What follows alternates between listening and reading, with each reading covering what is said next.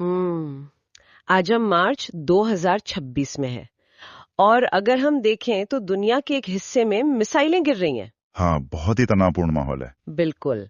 और यहाँ मतलब हजारों किलोमीटर दूर भारत में एक आम इंसान घबराहट के मारे अपने घर के अंदर 5-5 गैस सिलेंडर जमा कर रहा है। बाप रे, 5 सिलेंडर? हाँ, मतलब सोचने वाली बात है कि रसोई की आग जो कभी सिर्फ खाना पकाने का एक सीधा साधा जरिया हुआ करती थी, आज वो ग्लोबल जियोपॉलिटिक्स और अंतर्राष्ट्रीय कूटनीति का सबसे बड़ा अखाड़ा बन चुकी है। एकदम सही कहा आपने। ये एक ऐसा विरोधाभास है जो सच में हैरान करता है ना?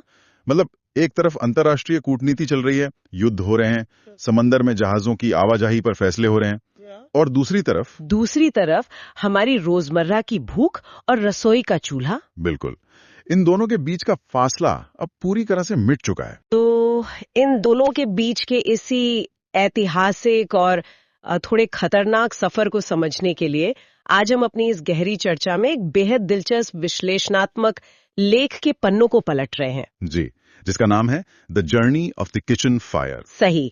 और इस चर्चा का हमारा मुख्य मकसद ये समझना है कि कैसे पिछले कुछ दशकों में रसोई के ईंधन ने समाज में लोगों का रुतबा या कहें कि स्टेटस तय किया। हाँ, और कैसे बड़े नीतिगत बदलावों ने जैसे ग्रामीण महिलाओं को धुएं से मुक्ति दिलाई।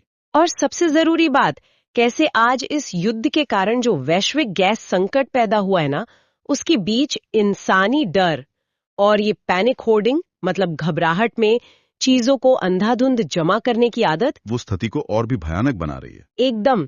पर चर्चा में आगे बढ़ने से पहले एक बात स्पष्ट कर देना बहुत जरूरी है। हाँ, बिल्कुल। इस विश्लेषणात्मक लेख में सरकार की नीतियों, कूटनीतिक प्रयासों और नागरिकों के व्यवहार का गहराई से जिक्र किया गया है।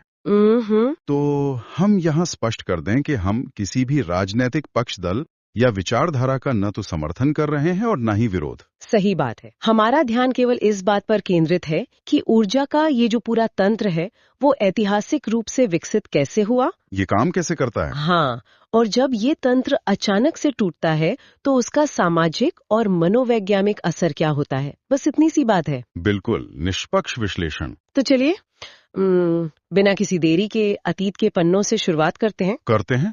जब हम किचन फायर या रसोई की आग की बात करते हैं ना, तो दिमाग में सबसे पहली तस्वीर उस पारंपरिक मिट्टी के चूल्हे की ही आती है। हाँ, वो लकड़ी और उपलों वाला चूल्हा। वही। लेकिन वो सिर्फ एक चूल्हा नहीं था, वो असल में एक पूरा जीवन स्तर था। मतलब सोचकर देखिए, उस समय खाना पकाना कोई बाइनरी काम नहीं था कि बस एक बटन